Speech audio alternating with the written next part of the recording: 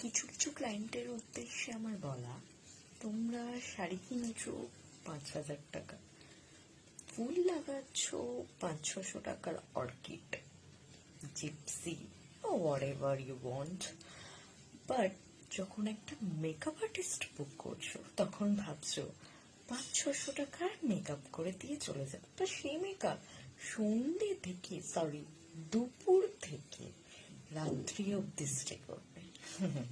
বলছি মামার বাড়ির আবদার নাকি? মানে এতটা আবদার, মানে কিভাবে করতে পারো? একটা মিনিমাম বাজেট রেখে মেকআপ আর্টিস্ট বুক করো।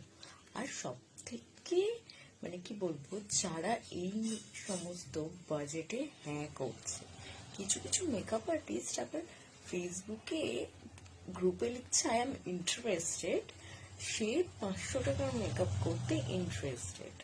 তো তোমরা যারা এইসব 500-600 টাকার মেকআপে ইন্টারেস্টেড লেখো, তারা কি নিউ মার্কেটের ওই ফুটপাথ থেকে মেকআপ প্রোডাক্ট কিনে আনো নাকি?